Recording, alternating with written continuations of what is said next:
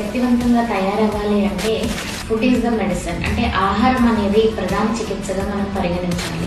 ఎటువంటి జీర్ణ సమస్యలు వచ్చినా కూడా ఈజీగా డైజెస్ట్ అయ్యే ఫుడ్స్ తీసుకోవడము, టైమ్లీ ఆహారం తీసుకోవడము, మీకు కస్టమైజ్డ్గా ఉన్న సిమ్టమ్స్ బట్టి డైట్ ప్లాన్స్ అనేవి తీసుకోవడం వల్ల కొంతవరకు ఈ జీర్ణ సమస్యల నుంచి మీకు పరిష్కారం అనేది లభిస్తుంది. దీంతో పాటుగా న్యాచురోపతిలో హైడ్రోథెరపీ అంటే water and abdominal pack therapies, enemas, colon cleansing, అలాగే మడ్ థెరపీ, ఇట్లా రకరకాల చికిత్సల ద్వారా మీకున్న జీర్ణ సమస్యలను కూడా మీరు తగ్గించవచ్చు. అలాగే ప్రాణాయామ, యోగాసనాస్, క్రియాస్ చేయడం వల్ల ప్రతి డైజెస్టివ్ ప్రాబ్లం అండ్ వాటి సిమ్టమ్స్ ని కూడా మనం నివారించవచ్చు. ఎటువంటి యోగాసనాస్, ప్రాణాయామ, క్రియాస్ అనేవి జీర్ణ సమస్యలకు సంబంధించి చేయాలి అనేది మనం డీటెయిల్ గా నెక్స్ట్ ఎపిసోడ్ లో తెలుసుకుందాం.